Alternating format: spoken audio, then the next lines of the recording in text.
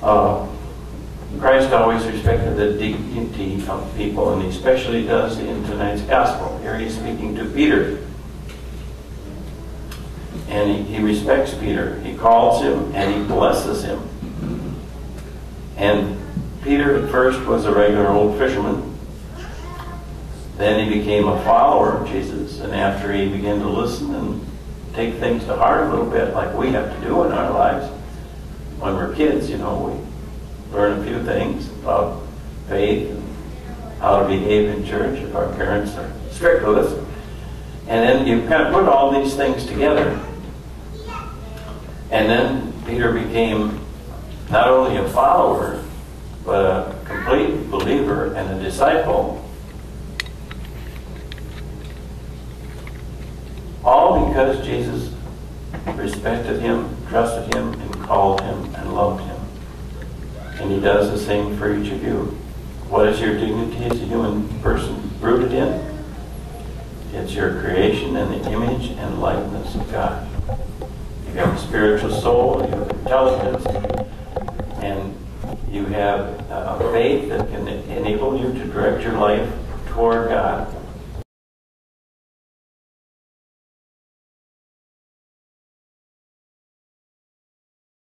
And that's why I came. I really didn't know how bad it was, because when they contacted me, I was attending a special event at Loras College, which is my alma mater. And they said, they need you at Postville. So I went home and rested and thought, well, that'd be, you know, I heard it was a raid. Can't be that bad. I got here and I was shocked. Absolutely shocked. What did you see when you came into town? Chaos. The church was full of people. The hall back here was full of people. The rectory was full of people. I had to take a couple of seconds just to collect myself and then go into the rectory and find out exactly what was happening. And what was happening, in fact, the people were so afraid to go back home to their apartments because they had taken 390 workers out, most of the fathers of people from the church here. The mothers and the children and the men that were still here would only sleep and eat here. It was May 12th, and school was still in session. So we were sleeping between 400 and 450 people here. And this poor little church has only got 2 restrooms and a small kitchen. And we fed them every meal because they wouldn't go. So what that meant, we had to get people to bring in food. Area churches began to respond. Our own ladies, the one that was at Mass tonight, was helping a lot. And they had, I think at the height of it, I figured we were feeding 1,000 people a day. Wow.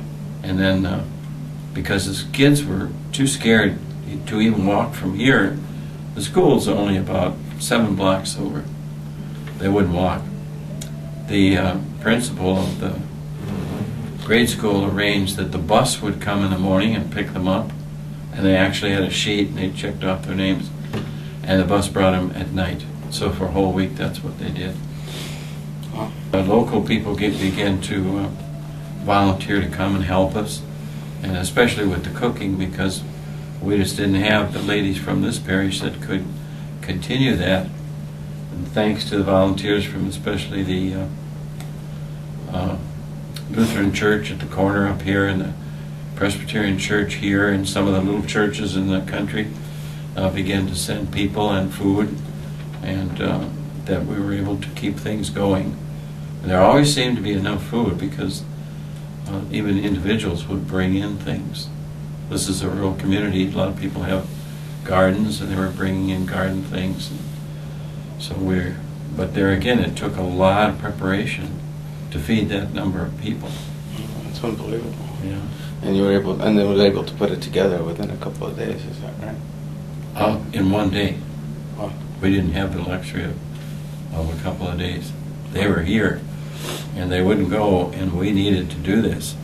And the ladies just started preparing the food and looking for ways that we could get paper plates, and we don't have enough utensils here to feed that many. And then as the churches of the area became involved, sometimes they would bring paper plates and paper utensils. And how long were the people here? They were here for a grand total of 6 days, and they would have stayed longer, but that was taking us up to Saturday and Sunday, and we had to use the church.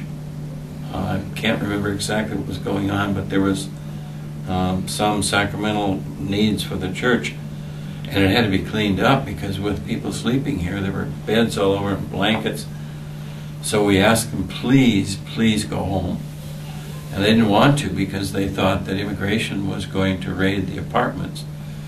And only when we assured them that won't happen did they go, even then reluctantly.